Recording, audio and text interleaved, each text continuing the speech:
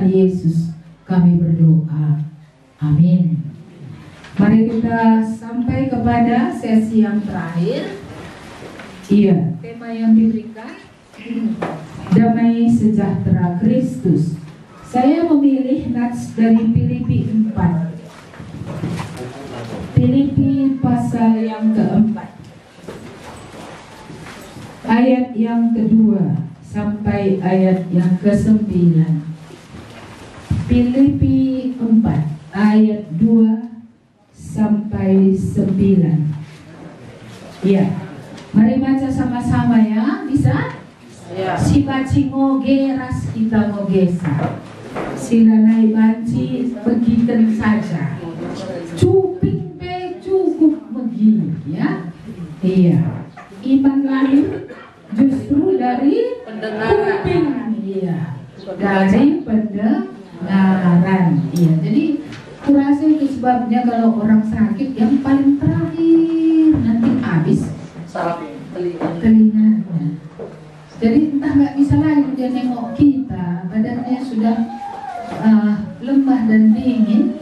Yang terakhir itu kupingnya. Maka tetap bisikkan aja di kupingnya itu.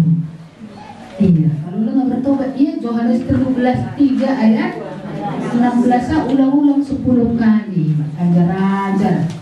Jelaskan gaya kuping nengok dengar. Iya, jadi ada nih orang diselamatkan pada saat-saat terakhir. Ada, tapi janganlah sampai itu kita ya. Kalau ada yang belum selamat, jangan pula mengkap-mengkap dulu, udah berbaring dulu, baru kemudian datang. Iya, sehingga nggak puas juga ini nengok bertobat atau enggak ini ya. Ketika menguburkannya pun ke surga ini apa kemana ini ya, nggak jelas. Iya. Baik, Filipi 4 ayat 2. Mari sama-sama 1, 2 ya. Euodia kunasehati dan Sintike kunasehati, supaya sehati sepikir dalam Tuhan.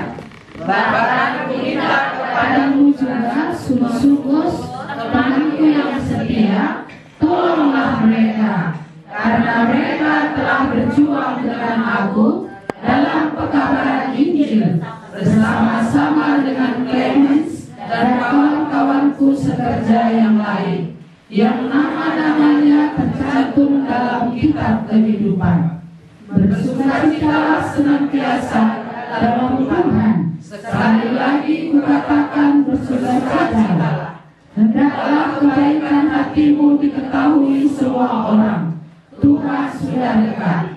Janganlah hendaknya kamu khawatir tentang apapun juga, tetapi nyatakanlah dalam segala hal keinginanmu kepada Allah, dalam doa dan permohonan dengan ucapan syukur. Damai sejahtera Allah yang melampaui segala akal akan memelihara hati dan pikiranmu dalam Kristus Yesus. Jadi akhirnya saudara-saudara, semua yang benar, semua yang mulia, semua yang adil, semua yang suci, semua yang manis, semua yang sedap didengar, semua yang disebut kebajikan dan patut dipuji, pikirkanlah semuanya itu.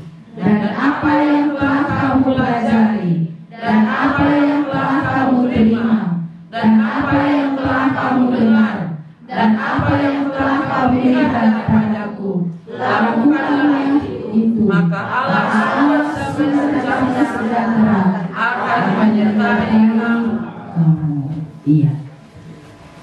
Hal yang terberat yang saya pernah alami dari segi kesehatan ketika 2012 saya berangkat ke Penang sendirian. Waktu itu saya tidak tahu bahwa penyakit saya itu parah, nggak tahu saya masih bisa jalan, saya masih bisa semua, jadi saya rasa setengah sehat. Tapi kenyataannya ketika di sana kan ada benjolan di leher saya sebelah kiri. Pada waktu itu saya bisa raba dia, iya. Tapi saya pikir dulu benjolan itu hanya di situ. Tapi ketika di MRI, di scan, di seluruh kepala juga juga banyak benjolan yang sama. Iya, jadi saya keluar dari ruang pemeriksaan itu kan itu pakai apa ya? Pakai kontras, yang tidur kita di situ, baru nanti itu semua diperiksa gitu. Jadi waktu itu saya berpikir begini, wah bakal pergi lah aku ini, gitu kan? Iya, aku akan pergi. Gitu. Tapi entah kenapa, aku heran gitu. Damai sejahtera itu ada, nggak ada panik aku. Justru yang ku ingat tema yang Glenwood ini, itulah yang Tuhan kasih. Begitu keluar hasilnya itu, bagiku adalah hidup adalah Kristus dan mati adalah untung. Wah, senang kali hatiku. Kenapa senang? Kalau mati pun untung. Kenapa untung? Ya karena tujuannya kan sudah jelas. Tujuannya apa? Kristus akan bersama dengan Dia.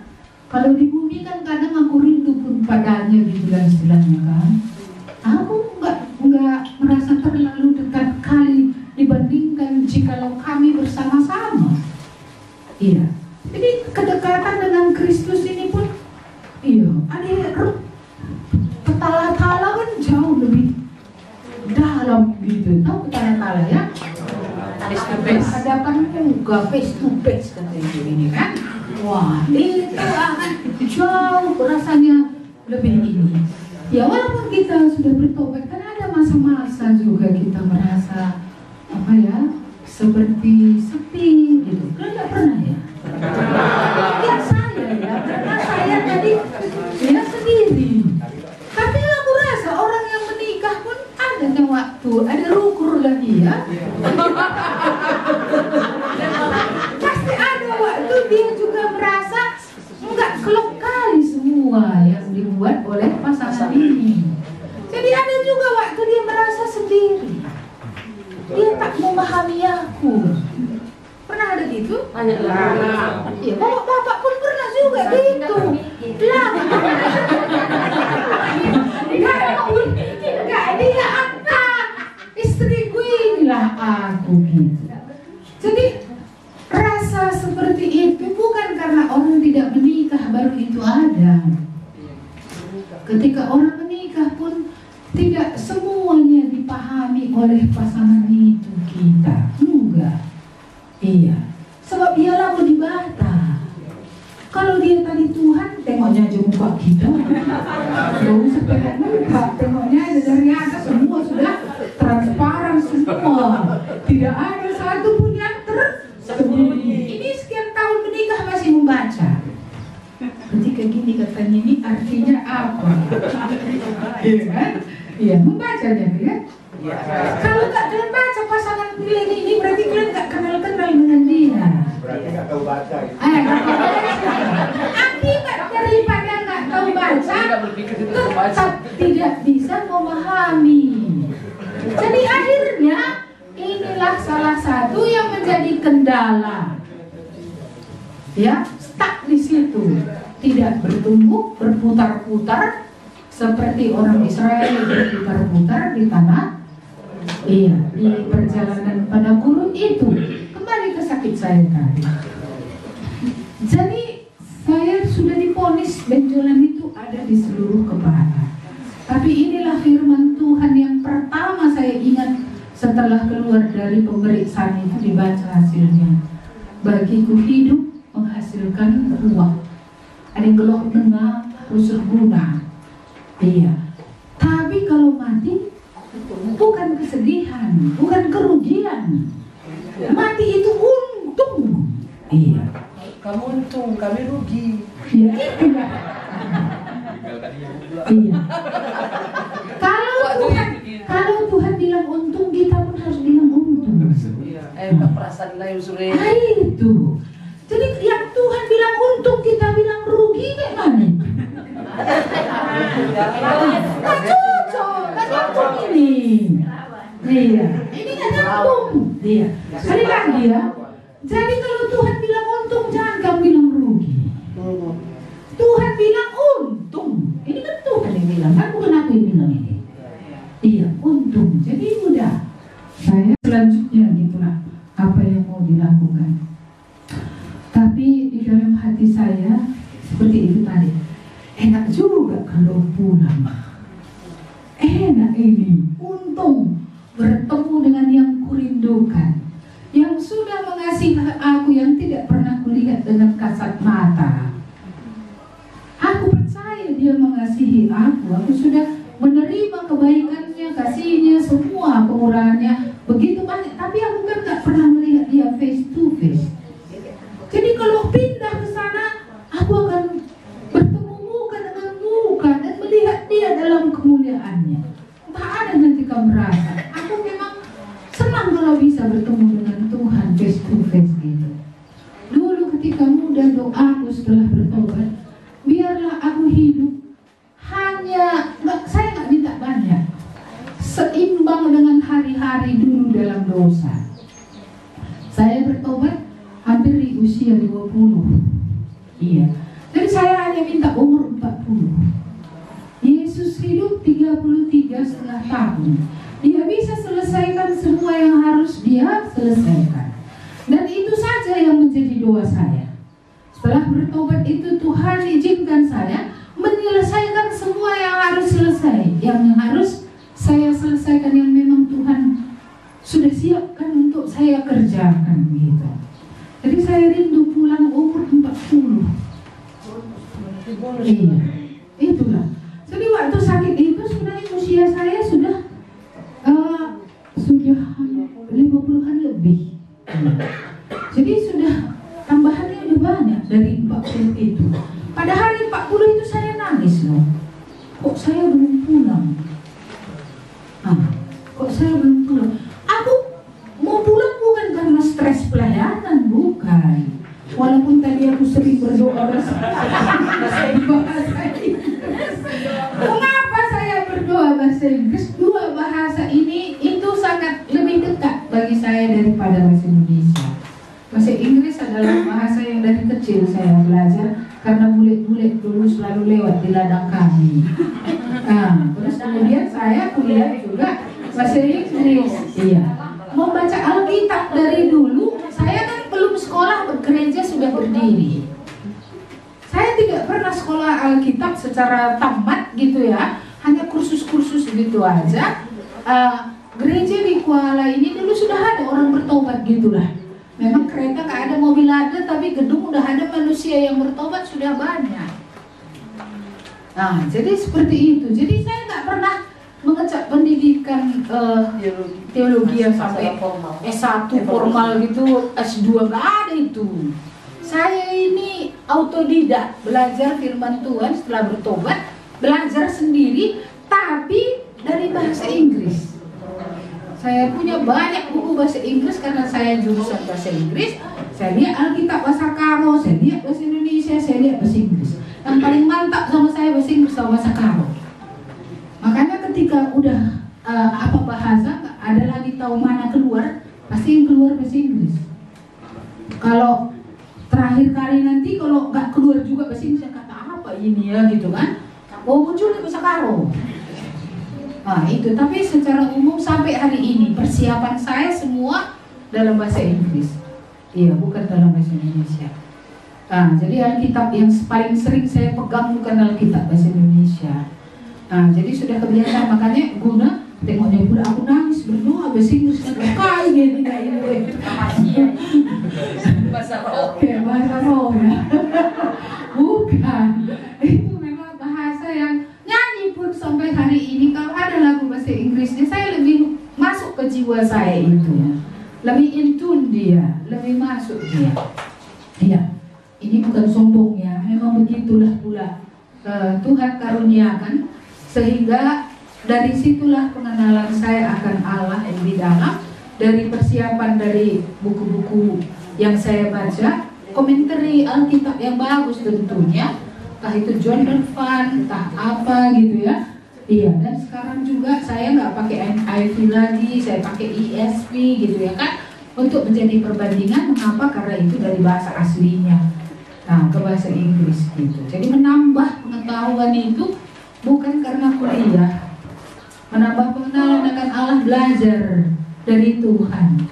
Ya, dan buku pegangan saya satu-satunya adalah Alkitab. Ulangi terus. Baca dia dalam berbagai bahasa. Nanti satu ayat itu kalau berbagai bahasa, itu pengertiannya nanti akan lebih kaya. Seperti itulah baik kemauan tadi ya, Tuhan taruh itu. Mau belajar terus mengenal Tuhan. Awasilah dirimu, awasilah ajaranmu. Makanya ketika Pak Bangun dulu lihat itu, gereja di Kuala sudah berdiri, gereja di Medan berdiri, dia bilang, pergilah ke Singapura Bu, kami biayai. Ya, jadi saya dikirim ke Singapura 2 tahun. Sebenarnya belajar itu, apa yang saya belajar itu sudah tahu sebelumnya.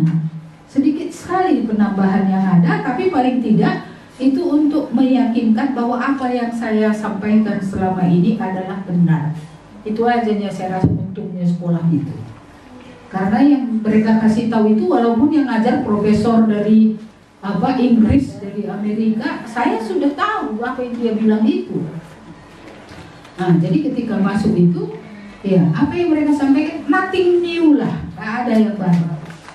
Jadi apa gunanya sekolah itu? Oh benarnya rupanya yang ajarkan ini, itu aja. Iya.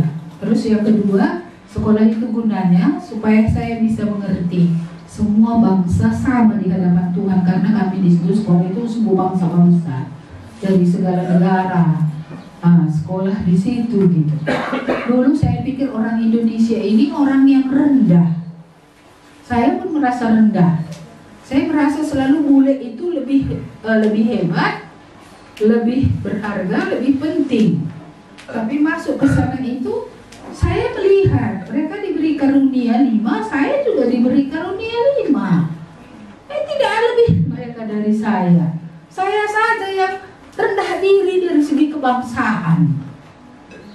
Padahal semua manusia sama. Walaupun Indonesia kan diberkati, diberkati oleh Tuhan di dalam pelayanan. Apa yang saya bisa kerjakan belum tentu bisa mereka kerjakan. Apa yang mereka kerjakan itulah bagian mereka. Sejak itu rasa rendah diri, karena kan kalau keturunan menyembah berhala ini kan penyakit minder. Selalu melihat diri lebih rendah daripada bagaimana Tuhan melihat kita. Seperti itu. Tapi ada juga orang yang aneh, melihat dirinya lebih tinggi dari yang sebenarnya. Iya. Harusnya pas-pasan lah. Tidak lebih tinggi dan tidak juga rendah gitu. Kok jadi pindah dari damai sejahtera sakit tadi? Jadi saya tadi menunggu di ruang tunggu, ada orang mengepit koran begini. Masa di Penang ada orang mengepit koran di rumah sakit Buddha pula? Sebenarnya itu aku nggak ngerti lah. Tapi waktu itu di koran itu ku baca Matius 6. Kenapa ada koran Matius 6? Mintalah maka akan diberikan kepadamu, ketuklah maka pintu akan dibukakan. Itu yang ku baca di situ. Loh, kok bisa ada kalimat kayak gitu? Untuk kugah itu gitu kan? Untuk kugah itu gitu. Terus, oke, duduk aku. Kalau kamu mau minta, kamu minta apa? Ini yang paling susah menjawabnya. Terus terang, aku tak tahu minta apa. Kalau minta hidup, baik. Karena untuk berbuah lagi, lebih banyak lagi. Minta mati untung. Karena menetap bersama dengan Tuhan. Tapi itu kubawalah kalimat itu pulang ke Indonesia. Mintalah, akan diberikan. Aku bilang waktu itu di Penang itu, Tuhan aku tak tahu apa yang ku minta. Karena hidup pun sudah lama. Sudah banyak yang dikerjakan. Artinya seluruh yang ada ini sudah diberikan kepada Tuhan. Aku malah takut Tuhan nanti berdosa. jadi minta hidup pun enggak, aku minta hidup. Tapi minta mati pun maunya jangan aku yang minta. Iya, maunya Tuhanlah milih. Tuhan bilang pulang, ya pulang gitu kan. Tuhan bilang hidup, ya hidup. Dia nggak tahu. sampai di Medan muncul sebuah pertanyaan. Kalau aku gak berdoa untuk hidup, apa enggak dosa ya gitu. Akhirnya aku bilang, Tuhan ampunilah aku, sekali ini aku bingung. Iya, aku bingung, memang aku bingung. Karena pulang pun ibarat tapi 40 cukup hidup umurku. Udah lewat 50-an. Ngapain lama kali? Iya kan, kayak egois ya. Kalau hidup ya masih banyak lagi perjuangan ini. Tapi kalau ada 2-3 orang lagi ke surga, bagus juga ya, gitulah. Iya, jadi akhirnya aku bilang, aku tidak tahu Tuhan, ampunilah aku. Kalau sebenarnya, kalau jujur aku lebih suka pulang. Lebih suka aku bertemu dengan Tuhan yang telah mengasihi aku, yang telah mati untuk aku, yang telah memberikan segalanya selama aku hidup di sini, yang baik di tengah segala tekanan, di tengah beratnya pergumulan, ya, di tengah banyaknya masalah dulu di gereja di Kuala, ya, oleh karena kita nggak dapat izin, kita dikejar-kejar, ya, bahkan pohon durian aja dulu masalah di sana. Depan gereja itu dulu pohon durian, kita mau beli sama buah-buah yang belum ada pun mau kita beli semua. Bersedia kita bayar berapa juta, karena takut saya kalau nanti anak-anak lewat jatuh buah duriannya kena kepala anak-anak itu, mati dia. Kan bagus kita ngeluarkan uang, nggak mau tetangga itu untuk memberikan, menjual batang kayu itu supaya bisa kita tebang. Ya, tapi begitulah Tuhan ini luar biasa. Datang petir belahnya pohon itu dari atas ke bawah. Dari atas ke bawah, mau nerunuk begitu Rina. Begini. Udah nerunuk di depan bangunan gereja itu. Iya, jadi saya pikir dulu pagi-pagi itu udah nerunuk tidur semua. Yang kupikirkan bukan apa, kaca jendela. Aduh, pecah kaca jendela. Gitu. Tapi ternyata setelah ditestasi anak muda ini potonginnya, itu masa jendelanya itu utuh, gak tergores pun. Bayar 5 rupiah loh.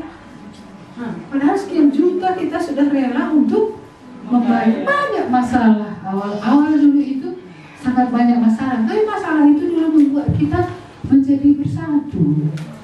Iya, menjadi saling bergembang, mentamang, berdoa di sana, berdoa di sini, berdoa di sana, berdoa gitu ya.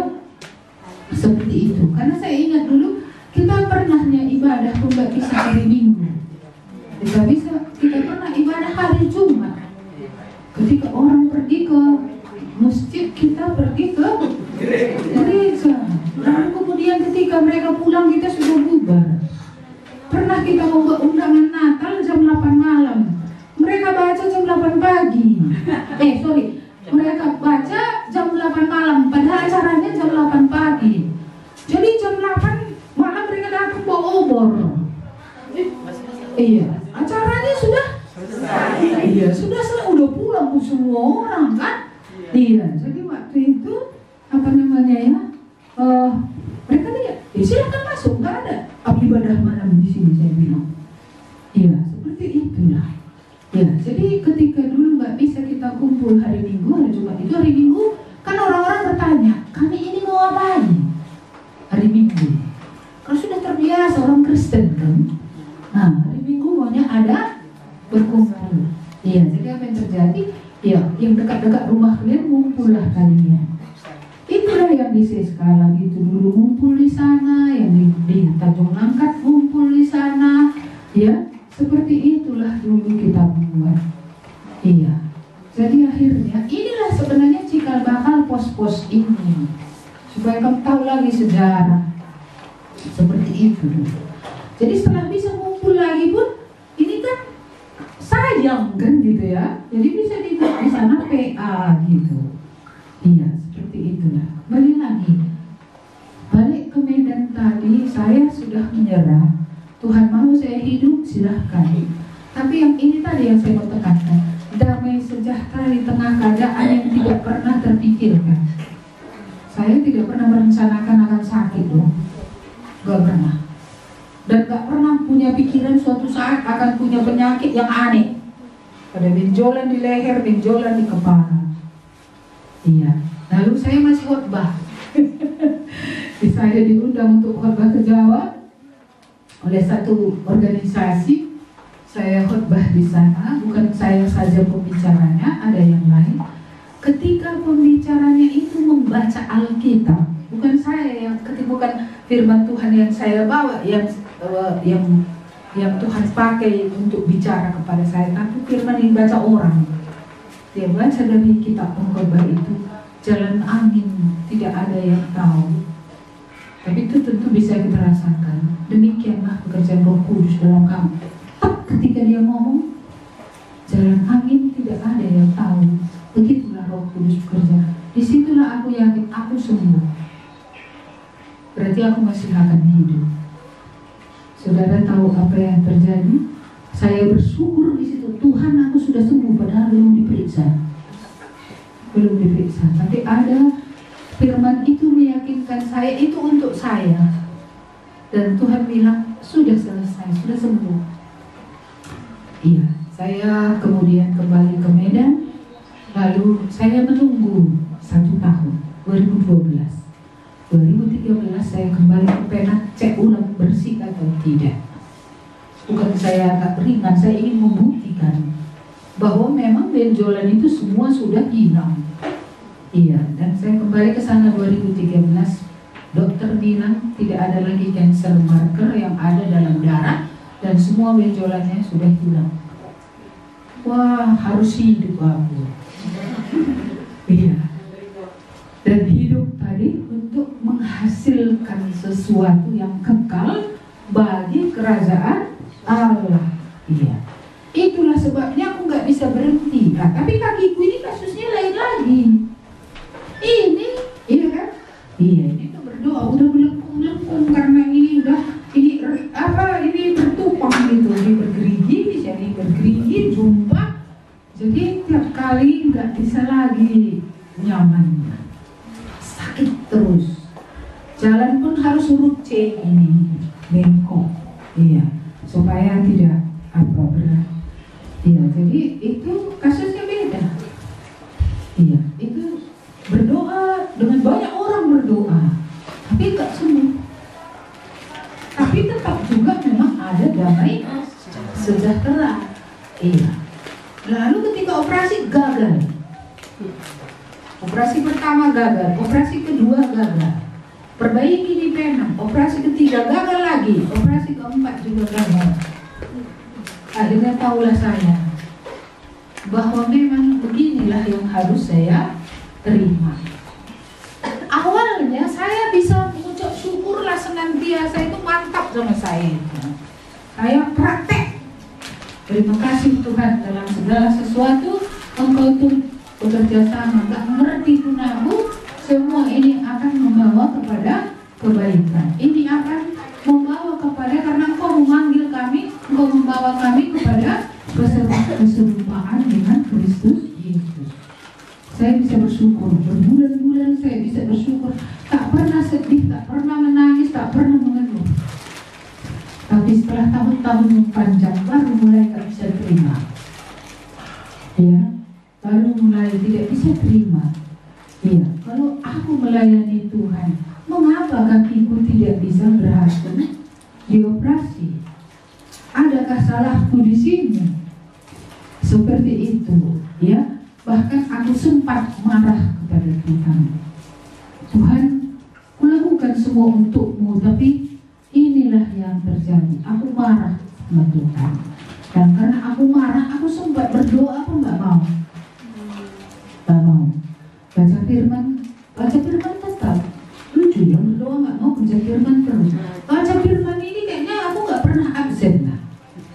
Nggak pernah. Tiap hari, kayak harus situasi baca firman, tapi berdoa malas. Ya nggak mau, nggak usah gitu. Melayani pun menjadinya nggak semakin rajin. Sudahlah, aku kan sakit. Nah, seperti itu. Agak lama saya tidak bisa menerima diri dalam fase yang kedua ketika marah itu. Bahkan saya sempat lari kepada tidur di tempat tidur, nonton gitu. Kembali kepada latar belakang di mana saya dulu sebelum dosa, kecemaran pikiran, ya, seperti itu. Jadi kesana sempat seperti itu. Lalu saya berpikir kemudian, kayak mana nanti aku ini? Bagaimana nanti aku berakhirnya kalau seperti ini? Apakah mulai dengan roh, berakhir dengan daging? Inikah yang kuinginkan? Allah tentu tidak menginginkan, tapi aku inikah yang kuinginkan? Disitulah saya baru sadar. Tapi tetap pertanyaan itu tadi menggantung. Mengapa Tuhan izin? Tapi pada hari itu saya belajar menerima. Setelah ada riwayat hidup orang lain saya baca, saya belajar menerima. Terimalah itu sebagai bagian daripada rencana Allah. Akhirnya saya bisa menerima. Terima kasih Tuhan. Begini pun kakiku ini adanya rencanamu yang baik. Setelah saya menerima itu, barulah saya bisa meninggalkan hal-hal yang buruk dan kembali, gitu ya, bangkit kembali, dan akhirnya membuat keputusan untuk apa? Hidup tidak bergantung kepada perasaan. Hidup harus bergantung kepada Tuhan dan percaya. Ketika sakit tidak disembuhkan pun Tuhan punya rencana yang baik. Tidak ada maksud Tuhan satu pun buruk gitu.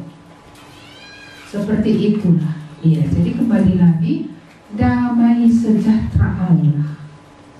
Damai sejahtera ini ketika belum bertobat dulu nggak ada sama kita ini. Sikit uang kacau, pasti nggak ada damai sejahtera. Ya, asal menghadapi permasalahan panik, iya kan? Nggak ada damai sejahtera. Bahkan ada orang sampai tidurnya pun terganggu. Nggak bisa tidur asal ada masalah. Asal ada kata-kata orang ingat terus. Gara-gara itu malam pun mimpi orang itu, kan? Nggak bisa tidur gitu. Iya. Seperti itu gitu. Jadi saya melihat harta terbesar yang diberikan Tuhan kepada orang percaya, selain pengampunan dosa dan surga, di bumi ini damai sejahtera dan sukacita. Ini siapapun tidak bisa merebutnya. Tidak beruang, bisa sukacita, bisa. Bisa damai, bisa. Ya, bisa nggak marah-marah, bisa.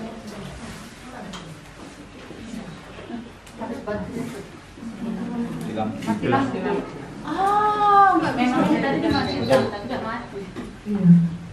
Testing 1 2 syukurlah. Iya.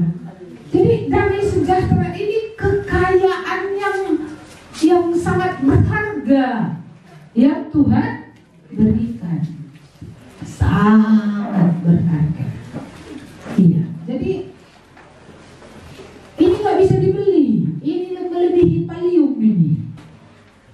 Melebihi obat tidur. Damai sejahtera yang berasal dari Allah. Saya nggak tahu silahkan bertobat ada enggak ini, karena ini ciri khas orang percaya. Apapun keadaannya, ya, ada damai, ada sukacita. Ada sukacita, sangat lali sini ada sukacita. Iya. Sangat dosa sajalah labati sukacita. Karena ketika kita berdosa, Roh Kudus berduka, nggak mungkin kita ketawa. Roh Kudus saja berduka, ya kita pun jadi ikut berduka. Iya. Jadi mari kita perhatikan kitab Filipi tadi, apa yang membuat tadi kurang damai sejahtera? Karena ada pertikaian tadi antara Euodia dan Sintika. Kalau kita hidup dalam komunitas orang percaya, mungkinkah tidak ada gesekan? Tidak mungkin. Suami istri saja hanya 2 orang, ya kan? Iya. Sudah bertobat, ada gesekan atau tidak? Kenapa? Kan cuma 2 orang saling mengasihi. Iya. Karena menanya maka menikah. Iya. Kenapa? Karena mereka 2 pribadi yang kalaupun sudah diampuni oleh Tuhan, bukan pribadi yang sudah sempurna. Yang satu masih ada perlu diperbaiki dalam beberapa hal. Yang ini perlu dikuduskan dalam beberapa hal. Jumpa pasti bergesek. Tapi saudara tahu, pergesekan itu menandakan bahwa kita belum sempurna. Pergesekan itu juga berarti bahwa ada hal yang harus diperbaiki. Apalagi gereja, iya kan? Nah, guru sekolah minggu sama guru sekolah minggu. Ya kalau di Kuala kan nggak banyak guru sekolah minggu. Di Medan guru sekolah minggu berapa? Iya kan? Kelasnya saja ada 6 kelas kali 12, belum asisten.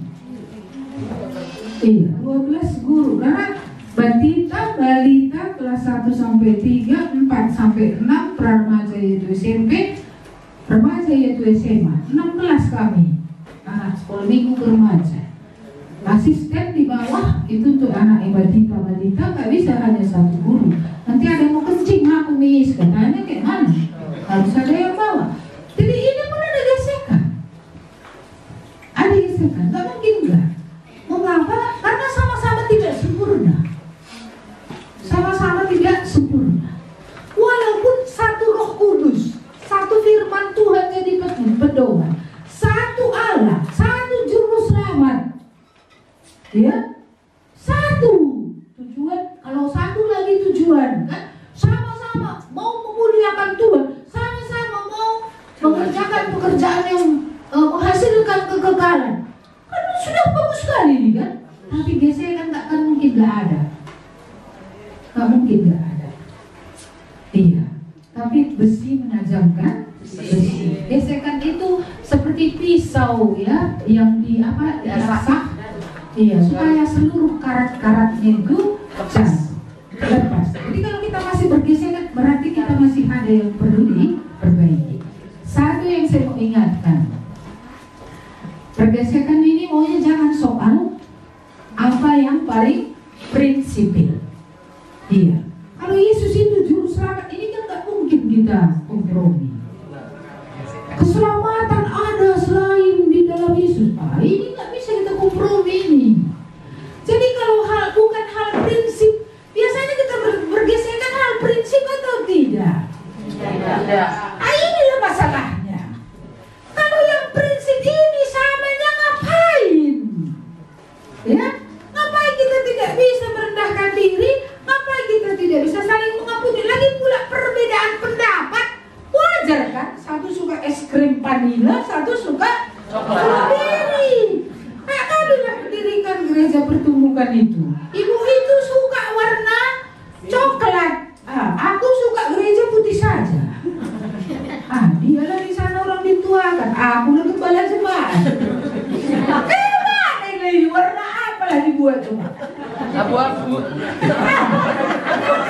Aku bilang putih. Dia bilang harus ada tengahnya itu coklat. Coba. Terakhir bagaimana? Ini prinsip tidak? Kalau kami berbeda, kami masih bersaudara atau tidak? Saudara. Di bumi bersaudara, di surga pun bersaudara. Jadi kalau gitu gimana? Warna apa? Iya. Saya mengalah. Itulah gembala senior mengalah. Iya. Saya bilang silahkan kalian mau pilih warna apa. Orang nggak prinsip kok. Orang nggak prinsip. Jadi kalau nggak prinsip, mengapa ini dibesar-besarkan? Yang besar satunya. Yang besar itu selamat tadi ada Yesus, untuk Dia kita hidup. Ini udah sepakat kok semua. Jadi kalau hanya warna apa, ya kan, metodenya begini, itu tak penting itu. Jadi akhirnya saya bilang, oke, silahkan. Terakhir mereka buat apa? Mereka buat putih, dibuatnya coklatnya juga. Dibuatnya. Tapi saya sudah bilang, terserah kalian, bukan marah ya. Serahkan, bukan gitu. Ya. Dalam hal ini saya kan ada yang terserah, tapi terserah itu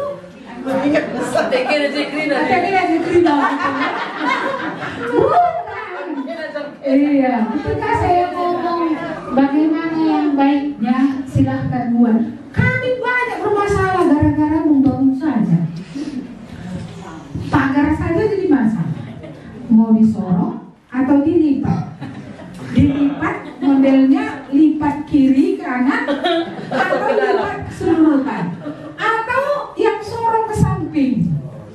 Ini banyaknya coba. Itu nggak bisa pula dibuat berapa bermacam-macam. Iya. Jadi terakhir sekali ini mereka bilang, sekali ini kita serahkan ke ibu, terserah dia. Inilah kasih mengasihi ini tadi kan? Iya, ini terserah dia. Suaranya kayak mana? Terakhirnya saya bilang lipat. Iya. Suaranya kayak mana? Yang ramai tadi terserah ibu katanya gimana?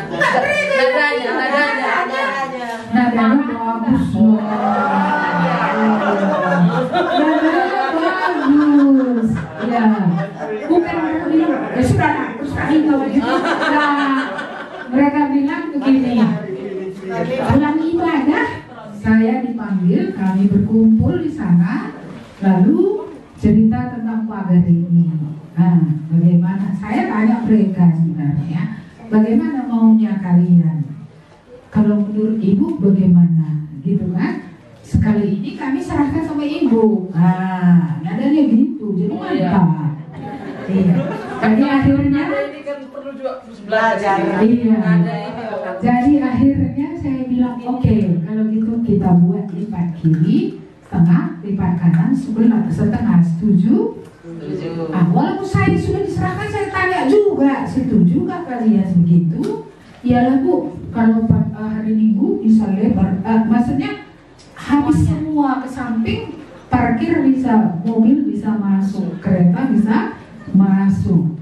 Ya, jadi sepakat. Jadi kadang-kadang untuk bisa sepakat ini, banyak kali juga harus berdoa, banyak kali juga harus menahan diri.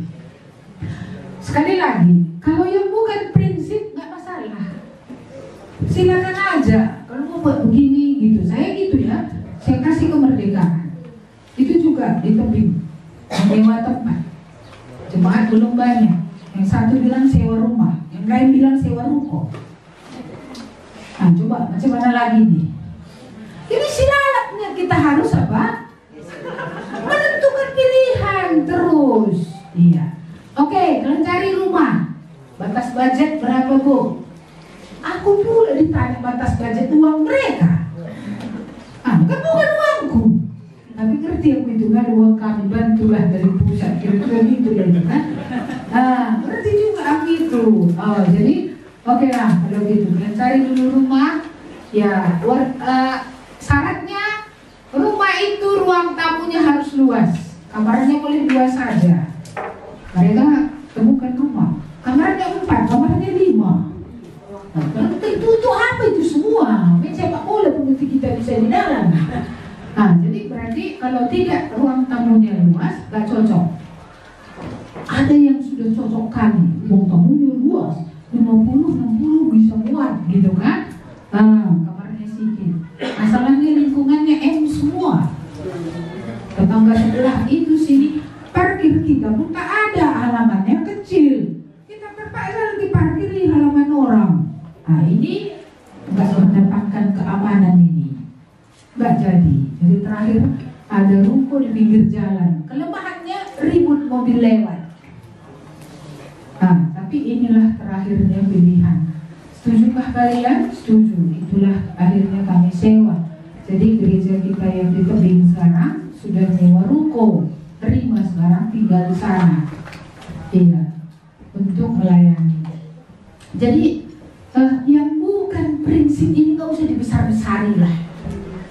Dan jangan seperti orang kalau beda pendapat, bisa kak nelanai kade-kade. Terus rasanya ini bukan kawan. Iya. Ini penyakit kita. Kalau kita berbeda pendapat, berasa nanti kita gak masuk surga lagi sama-sama. Gak salah. Sampai ke situ. Kira-kira gitu ya itu, maka sampai seperti Sintike dan ini. Padahal mereka orang rohani. Ini bukan aras bawah, bukan jemaat. Ini orang yang sudah memberitakan Injil bersama-sama dengan Paulus. Ini teman seperjuangan, teman yang sudah sama-sama melayani. Iya. Mari kita berlakukan prinsip, saudara-saudara, meminimalisir Malis.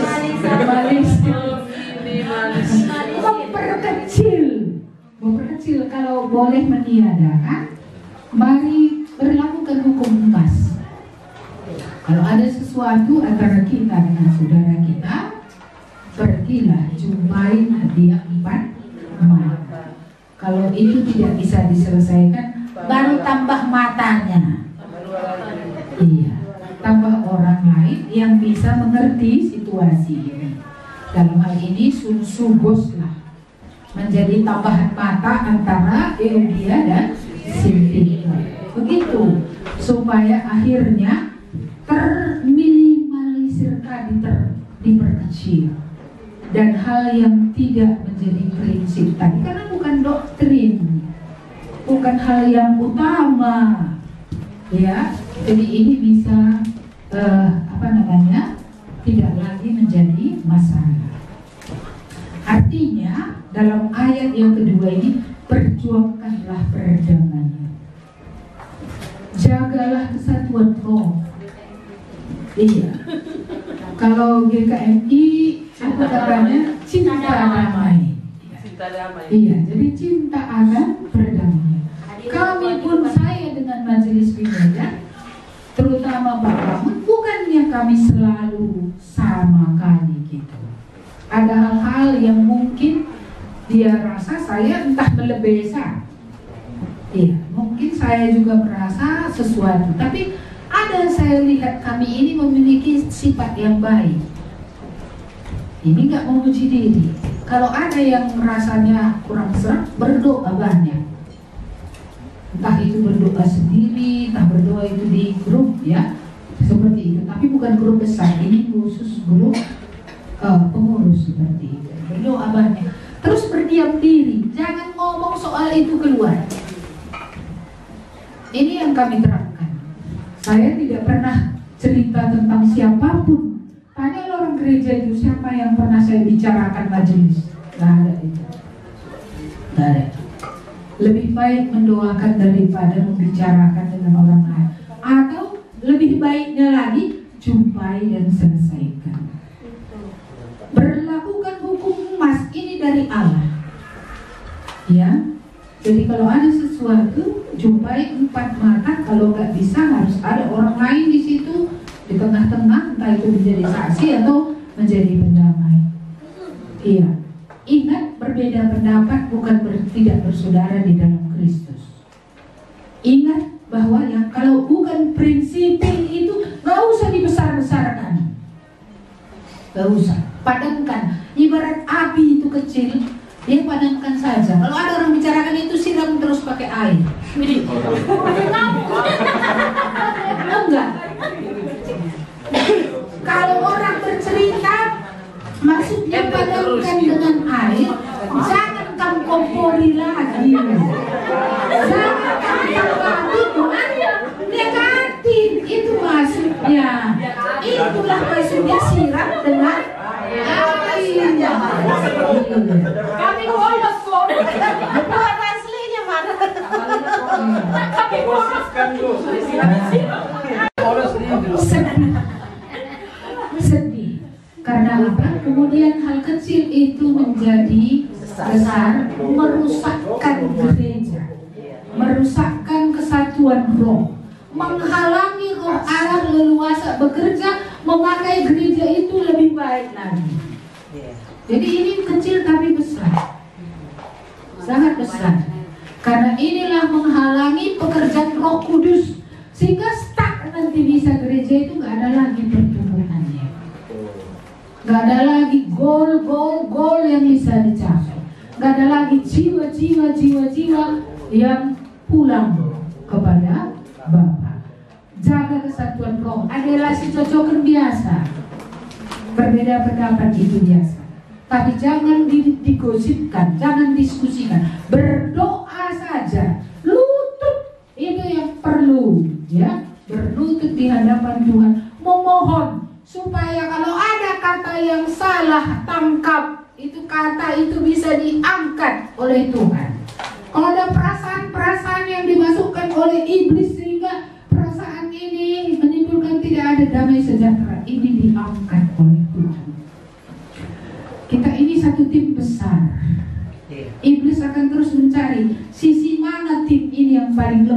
dihancurkan. Kadang-kadang kita sisi lemah itu, kalau kita nggak bisa menguasai diri, iya, atau entah orang lain sisi lemah itu. Mengapa? Karena dia asal bunyi saja, meranai saja, iya, tapi tidak berdoa dan tidak bergumul. Iya, jadi ini ya, lawan kita iblis masih berjalan keliling untuk mencari celah dari mana dia masuk. Kalau orang yang gelap sana nggak pala, keliling-keliling lagi dia kawannya itu. Tapi kita orang percaya ini kita sedang berpihak kepada Allah. Kita ini musuh iblis. Kita pun memusuhi dia, dia pun memusuhi kita. Iya. Dan musuh ini bukan musuh yang ringan, bukan musuh yang lemah, karena umurnya lebih tua dari kita. Iblis ini kan setua malaikat, karena dia memang malaikat yang jahat. Jadi dia sudah licik, udah terbacanya kita semua. Ini gini, gitu ya kan? Makanya kalau kita tidak teguh dalam persekutuan dengan Tuhan, dan kalau kita tidak teguh, kita ini satu tubuh semua di dalam Kristus, nanti dia akan masuk. Saudara-saudara ingat ya, kita punya hanya satu kepala. Kepala kita Kristus. Kita semua ini gak ada kepala, semua kita adalah badan. Semua kita adalah ya anggota tubuh untuk melakukan semua yang kepala mau. Kepala kita adalah Kristus, ingat itu. Pendeta pun kepalanya Kristus, jemaat pun kepalanya Kristus. Sama-sama kita satu saja kepala kita. Kalau Kristus inilah yang kita dengar, kita ikuti ya, maka kita akan menjadi berkemenangan. Mari kita lanjut. Ya, saya nanti membutuhkan waktu jadi lebih lama ya. Baik, mari kita lihat. Ya, jadi perjuangkan tadi untuk perdamaian. Hal yang bukan prinsipil jangan dibesarkan. Hal yang tidak mutlak tak perlu dipertengkarkan. Ya, tetapi diusahakan. Kalau cara gini dulu oke, dicoba saja, nggak masalah itu. Iya, seperti itu ya. Kita harus saling menghargai. Terus yang kedua, bersukacitalah senantiasa. Kalau ini saya rasa nggak perlu dibahas lagi ya. Karena sukacita di sini penekanannya adalah pada siapa? Pada Tuhan, kan gitu ya. Apakah sukacita kita pada uang? Tadi nggak lagi kalian bilang. Apakah sukacita pada sehat? Enggak, sehat pun bisa ketawa. Iya, sehat pun bisa ketawa. Iya kan? Sakit pun si sehat bisa juga ketawa. Bisa bersuka cita. Iya. Ini jadi nggak ini ya sukacita tadi di dalam Tuhan? Saya kalau sudah down, satu yang saya ingat. Apa yang saya ingat? Pulihkanlah sukacitaku Tuhan karena pengampunan. Saya tetap kembali kepada yang paling berharga itu sudah Tuhan kasih. Pengampunan itu sudah. Saya sudah jadi milik Tuhan. Siapa bikin saya ini kok bisa jadi milik Tuhan? Coba. Iya. Jadi yang terbesar itu sudah. Iya. Jadi ini mendatangkan sukacita yang besar. Iya. Sering orang bilang, kakimu sakit, kau banyak penyakit. Kenapa kau masih bisa tertawa? Ya kan, menangislah kan gitu ya. Iya, menangislah. Iya. Kira-kira kalau aku nangis, iya, untuk apa aku nangis? Kalau nangis 7 orang masuk surga gak apa-apa. Iya. Jadi bukan menangisi diri, tapi menangisi jiwa-jiwa. Gak masalah. Iya. Kalau menangis aku 7 nanti ini kami kan penginjilan ya. 24 sampai 28 di Sukamakmur. Kuotanya tadi sudah saya cek udah 80. Saya rasa penginjilan 80 cukup itu. Karena orang penginjilan kesetanan. Iya. Kalau banyak kali kesetanan menghadapi setan ini, ya kan? Kalau nggak sehati sepikir juga semua ini, awal tuh nanti dikacaukan dari dalam. Iya. Jadi peperangan ini memang ya doanya sih sudah lama, cuma persiapannya belum matang. Makanya ada juga, kenapa saya terima retreat gue itu? Itu juga karena persiapannya itu. Tapi saya pikir saya sudah iakan pasti ada rencana Tuhan yang baik gitu lah. Jadi letakkanlah sukacita Tuhan ya, pada Tuhan. Mengapa? Karena dia sumber segala sesuatu. Seperti yang saya ceritakan, Paulus menulis ini dari penjara, bukan dalam keadaan merdeka, juga bukan dalam keadaan sehat, tapi dia tetap memperdulikan orang lain. Dan kalau dia tidak bersukacita, dia tidak mungkin orang munafik yang menyuruh orang bersukacita tapi dia tidak bersukacita.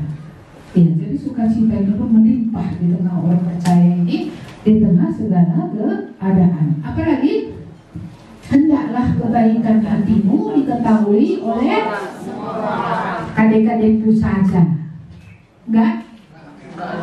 Orang yang baik sama kamu saja. Jadi iya, mengapa? Karena Tuhan kita juga baik sama semua orang. Baik orang jahat dikasih matahari ya, kasih juga udara nggak bayar. Padahal orang itu masih berdosa, ya kan?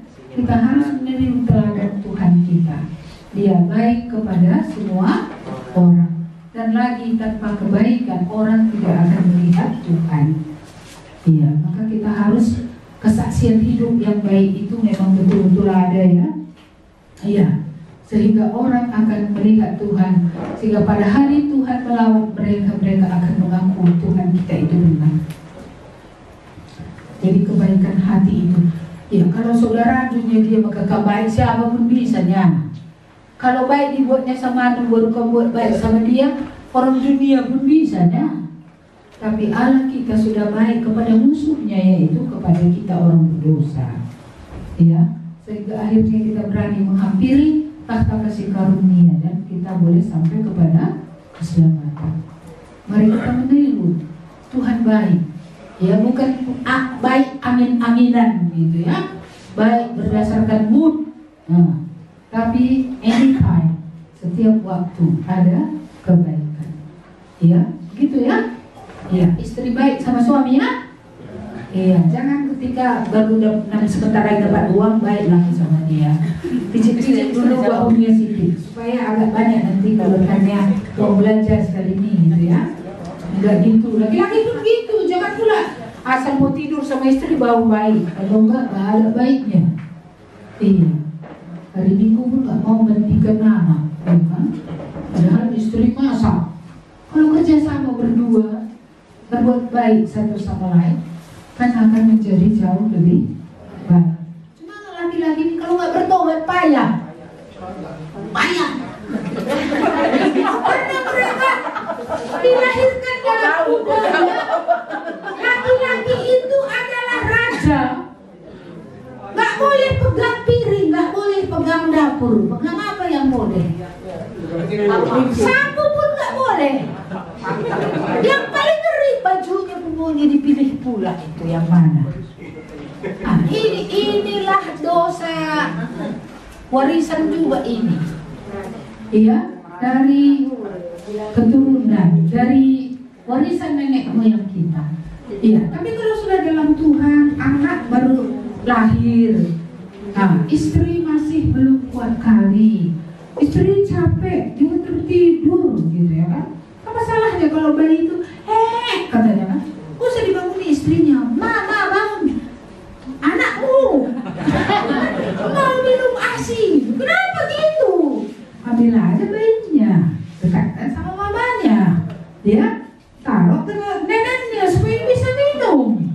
Udah kenyang nanti gelap mulutnya, pindahkan lagi. Ini kan kebaikan bapak-bapak ini bapak-bapak bertobat ini. Kalau nggak bertobat nggak ada kayak gitu. Sepatnya kaki istri, bang, anakmu, ya anakku, ya calon bapak-bapak pemuda yang ada di sini mikir ya. Dan yang sudah jadi orang tua ini, tolonglah istrimu. Dia hanya punya 2 tangan, dia hanya punya 2 kaki. Banyak penolong bu katanya. Istri memang penolong, tapi bukan babu. Iya, bukan bukan pembantu, bukan. Penolong itu sama kata yang dipakai Parakletos dengan kata Roh Kudus penghibur. Emangnya Roh Kudus itu bisa ate-ate? Nggak bisa, iya kan? Iya. Jadi penolong untuk ada porsi yang harus dia lakukan. Tapi kalau dalam keluarga saya mengatakan mari bekerja sama. Kalau itu si sehat ini tadi, ada juga kulihat dia teladan yang baik dalam hal itu. Mungkin karena istrinya tangannya nggak apa dengan rinso, dengan sabun, kan dia menjadi masalah kalau dia banyak pegang sabun. Itu seingat saya waktu saya masih di Kuala. Ya, lalu saya ingat bapak ini, dia membantu istrinya loh nyuci gitu. Iya, itu kan bagus itu. Iya.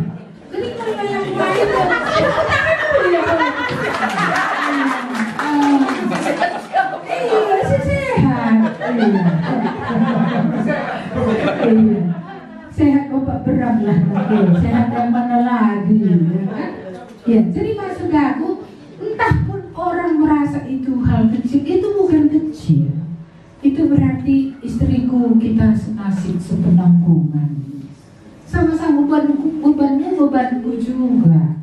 Nah, tapi inilah dosa yang sering terjadi pada bapak-bapak. Dia hanya merasa kerjaan di luar itu aja kerjaannya. Lalu di rumah dia tidak ambil tugas apa-apa. Di luar dia pegawai orang, di rumah dia kepala keluarga, dia juga adalah pelayan. Karena kepala itu harus seperti Kristus melayani jemaat. Iya, dia harus membasuh kaki jemaat. Jadi masih harus ada yang dia buat untuk menyenangkan istrinya, untuk menyenangkan anak-anaknya. Oh, aku jadi khotbah keluarga. Iya, baik, seperti itu ya. Iya, jadi mari lagi kembali ke sini tadi. Apa tadi katanya? Kebaikan hati. Iya, jangan tetangga jauh sana yang tahu kita baik. Orang di rumah bilang, oh, letah duwe.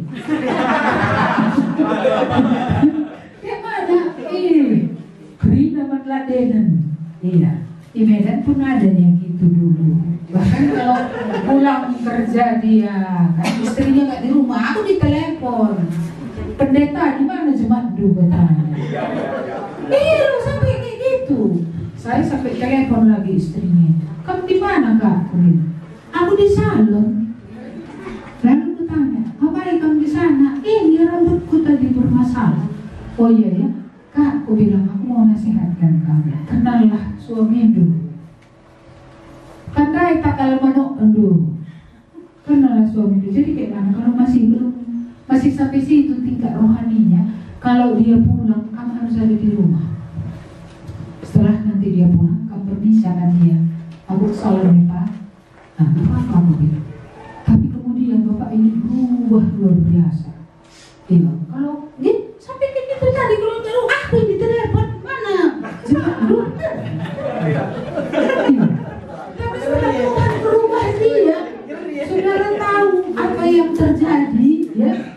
Dia sekarang justru mencuci untuk mereka karena anak-anaknya kawin, udah pergi semua. Tinggal mereka berdua. Kakak ini kayak aku juga gak cacat sih, tapi ada sakit gitu.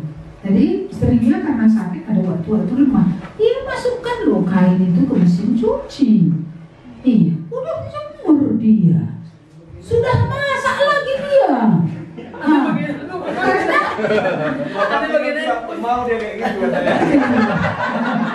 Karena istrinya ini tidak bisa makan yang berlemak-lemak. Dia buka apa? Dia buat dibuka tanah gitu, tempat bakar-bakar ikan. Ya, jadi nanti dipanggangnya ikan di sini supaya istriku yang kucintai ini panjang umur dan sehat. Iya. Itu paten kurasa. Ya kan inilah gitu ya.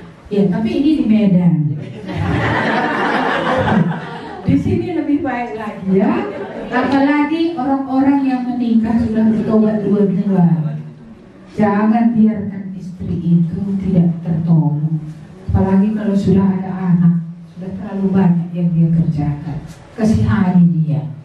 Apa yang bisa kamu buat, jangan merasa aku jadi nggak laki-laki lagi, nggak membantu pekerjaan rumah.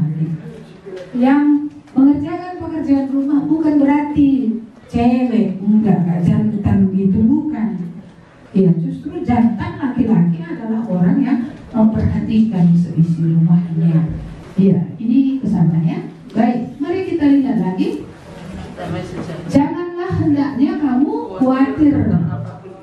Iya. Kasih. Kenapa? Datang Pak. Rahasianya tadi sudah ada. Nyatakanlah segala kerinduan hatimu dalam doa permohonan sambil bersyukur. Jangan mohon saja cuma kelalam. Bersyukur. Lupakan semua yang sudah dilakukan ini, yang belum didapat itu aja matandus itu terus. Makanya dibilangnya sambil mengucap syukur. Tiap kali ya, ini udah Tuhan buat, ini udah Tuhan buat. Syukuri. Dan kalau ada hal tadi yang kita gumulkan, kalau ini pun pernah Tuhan buat, maka Dia akan menolong kita lagi dalam hal ini. Hei jiwaku, jangan lupakan segala perbuatan Tuhan. Iya, nyatakan. Maka apa tadi?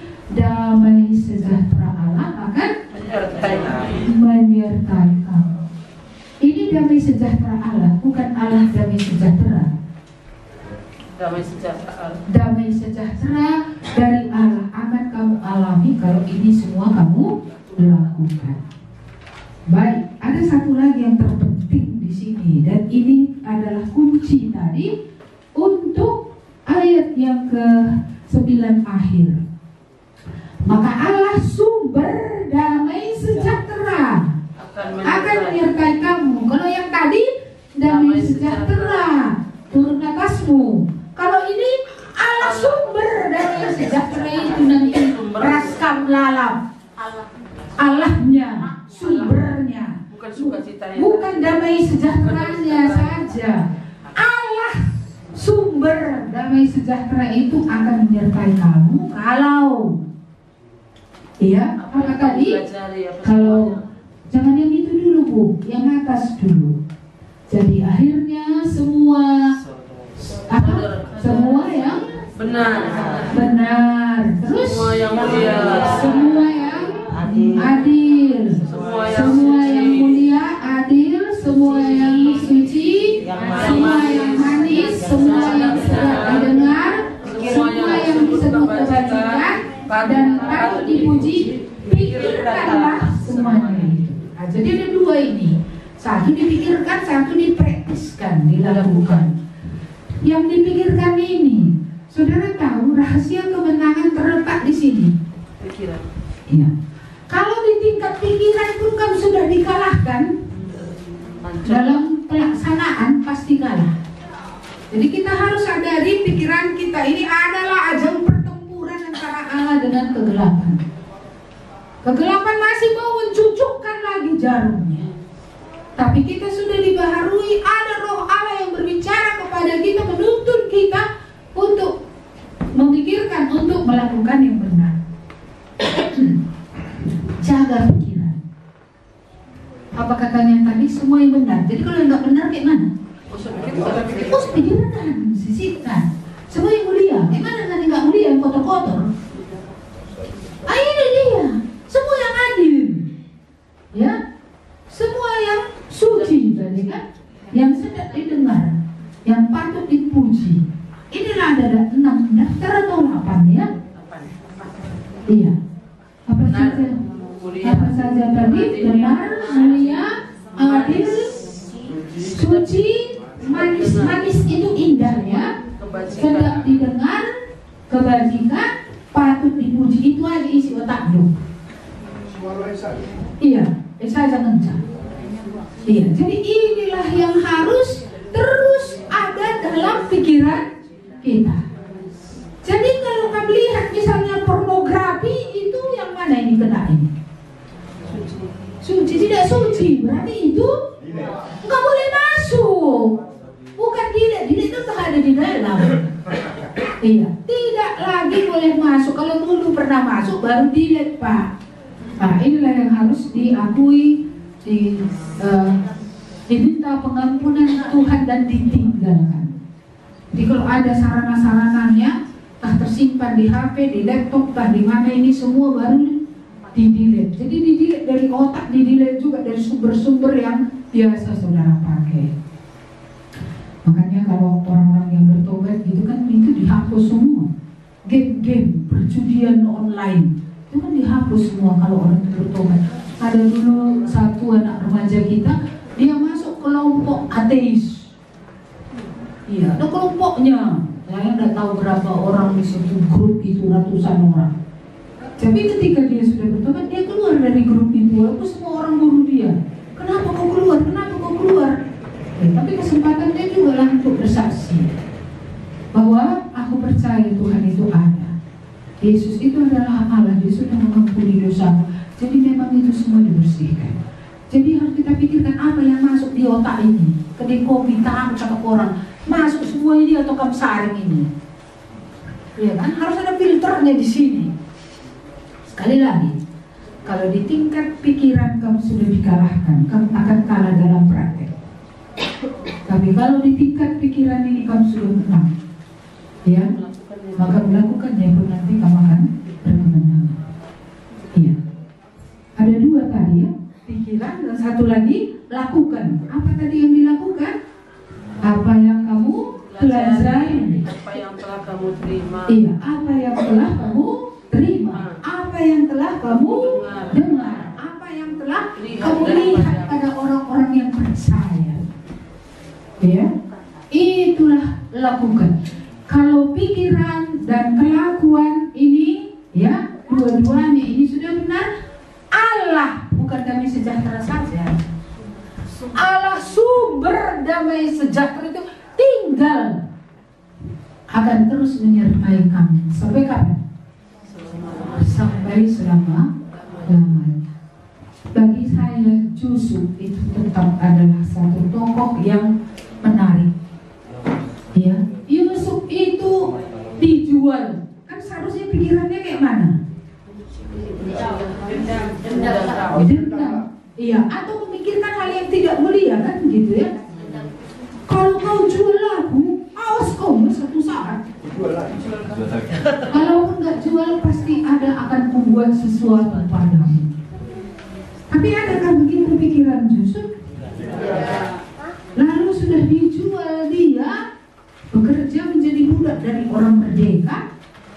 Lalu setelah dia dipercaya, kalau budak biasanya di luar rumah, tinggal di tempat-tempat entah itu peternakan atau apa yang dikerjakan.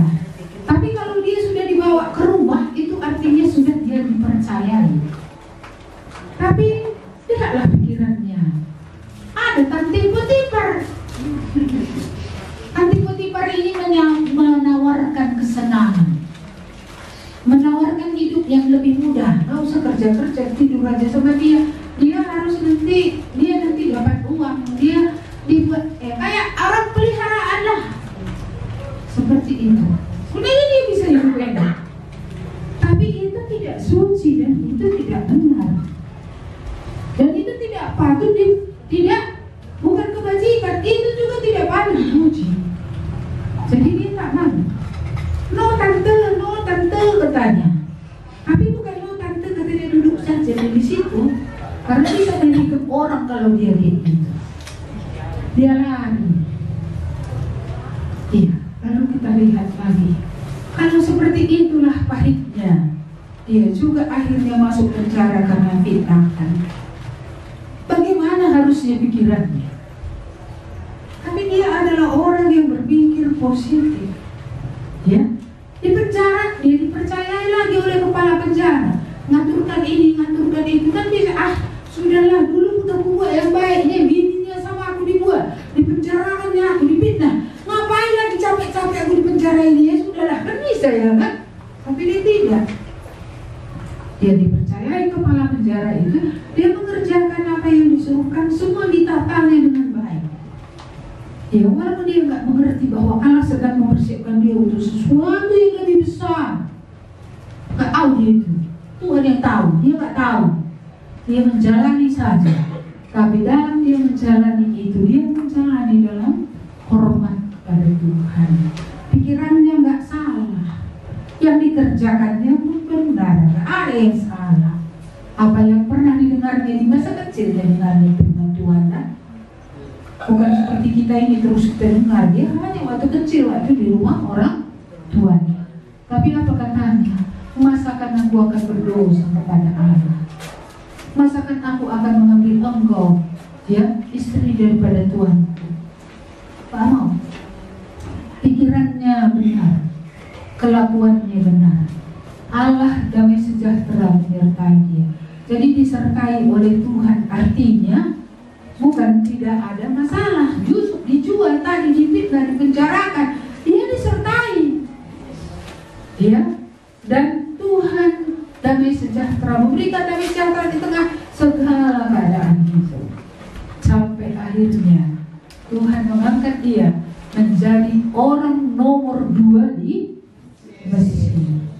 Dan itu tujuannya jadi nomor orang 2 itu bukan supaya dia tenar semata-mata, supaya memelihara kehidupan bangsanya dan bangsa-bangsa lain. Jadi persiapan yang luar biasa. Maka orang muda ini kalau gak mau digodok Tuhan luar biasa, gak bisa jadi apa-apa. Karena orang di gereja aja gak mau nolong. Nah, mengapa? Gak usah tinggal di gereja lah, gereja capek, semua harus dikerjain. Emangnya kalau dikerjain kenapa? Kan makin terampil, makin bisa. Kemana pun kan nanti dilempar kan? Bisa jadi ditempatkan. Iya, dilemparkan lah. Artinya tak kemana pun bawa Tuhan. Saya beruntung juga sempat tinggal di rumah seorang nenek yang kejam. Kejam kali dia. Iya. Kalau hujan malam-malam, ya, karena di sana nggak ada air bersih. Jadi itu apa namanya? Bak itu ada tongnya, ditaruh batu ya, ditaruh batu bata, taruh ijuk. Itu kalau hujan air, cariin air. Kalau jam 2 pun hujan datang, aku terpaksa bangun itu mengangkat itu. Kubrusi batu bata itu sama batunya. Ijuknya itu kucuci jam 2 pagi loh. Seperti itu. Lalu suaminya kan kerja di luar kota, kakek itu. Nih, lolik buri kali. Jadi gimana kain berwarna sama kain tak berwarna, tak boleh sama nyucinya. Iya. Jadi dipisahkan terus kain yang putih ini, kan? Pisahkan. Terus segala jenis kain, makanya berapa ember di situ. Dan saudara tahu, tiap pagi saya harus naikkan air, makanya ini strong. Naikkan air ke atas tong tadi supaya bak yang besar itu penuh semua, supaya semua orang di rumah itu siap mandi juga. Setelah itu bukannya aku bisa langsung sarapan lari, enggak, nyapu lagi dulu. Terus di rumahnya itu ada lemari. Ini gini kan kalau kita pulang sekolah, gitu, lemari itu. Tak debunya? Itu ngecek debunya. Nah, jadi kalau ini berdebu, itu artinya aku harus ngelapnya. Aneh kan, ada lemari yang harus tiap hari dilap. Tapi waktu itu tak kenapa, aku gak pernah mengeluh. Bergunanya pagi Krina, itu aja. Jadi ku kerjakanlah itu semua. Makanya aku mengerti orang yang tidak mengeluh ya, orang yang bersandar pada Tuhan, orang yang memakai setiap kesempatan. Artinya keberadaan yang ada ini pasti ada yang baik dari sini gitu ya kan. Orang seperti itu kemana pun bisa. Dan bisa dipakai Tuhan di mana saja juga bisa menjadi berkat. Iya, itu ku alami. Iya, sampai ya nggak sampai tamat kuliah sih, karena kemudian kan bolang itu meninggal. Saya nggak boleh lagi tinggal di sana, saya pindah di tempat lain. Iya, jadi tapi pengalaman berapa tahun di rumah itu membuat aku ini jadi serba bisa loh. Padahal lahir di kampung. Iya, jadi kalau soal iri kan bisa aku iri. Dia punya anaknya itu kerjanya apa? Kalau lagi mau dia masaknya makanan Chinese chai. Itu aja. Selain itu mentedak sana, mentedak sini, gitu. Bajunya cantik, gitu. Iya, aku bisa iri, tapi aku nggak iri. Aku numpang kok di situ. Inilah bayaran aku tinggal di rumah itu, tenagaku ini. Tapi pelajaran yang aku dapat di situ itu seluruhnya berharga. Jadi nggak pernah menjadi masalah. Makanya tinggal di Singapura sendirian, sakit jam 2 malam, aku berani loh pergi ke rumah sakit jam 2 malam, berobat sendiri. Telepon taksi, datang taksi pergi ke rumah sakit itu aku jam 2 malam, jam 2 pagi. Kenapa? Karena udah biasa mengandalkan Tuhan, udah biasa, dan dia akan Tuhan tolong. Tuhan akan jaga supir taksi itu sehingga gak ada niat-niatnya nanti yang buruk. Jam 2 pagi bro, sakit. Kalau kamu di luar negeri mana bisa kamu seperti di Indonesia, panggil bibi, panggil kadek-kadek, tolonglah, kawanilah. Sana semua sakit, urus diri sendiri. Pernah saya kena penyakit yang di di belakang panas semua, lilit orang sini bilang, panas semua. Iya. Siapa yang ngelap itu ke belakang? Ada. Aku diasingkan, isolasi. Nasi ku taruh depan pintu. Setelah mereka pergi baru aku bisa buka dan ambil makanan itu. Iya. Seperti itu sampai sekarang. Iya. Bayangkan dulu kayak gitu.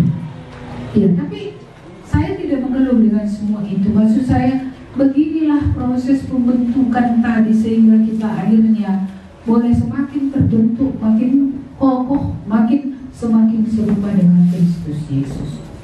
Jadi menghadapi penderitaan bagiku biasa saja, karena sudah biasa menderita.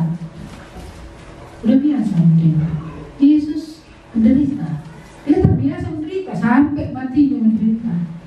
Ya, tapi dia bertahan. Rahasianya seperti yang kita pelajari semalam, hubungannya dengan Bapa. Itulah rahasianya. Mari kembali. Kamu ingin Allah damai sejahtera kali tetap menyertai? Ini apa isinya ini? Pikiran ini. Lalu apa lagi? Apa yang kita lakukan? Sudah cukup banyak contoh. Apa yang dipelajari? Udah banyak lah.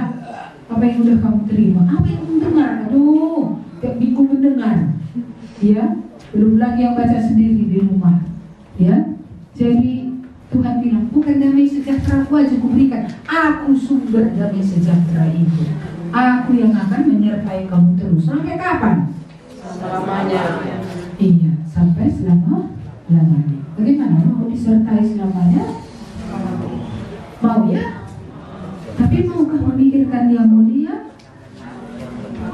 yang benar tadi, yang suci, yang baik, yang sedap didengar, yang patut dipuji, kebajikan? Itu isinya ya. Jadi nanti jangan lihat lagi hal-hal yang enggak itu isinya ya. Jangan dengar-dengar lagi yang enggak itu, ya kan?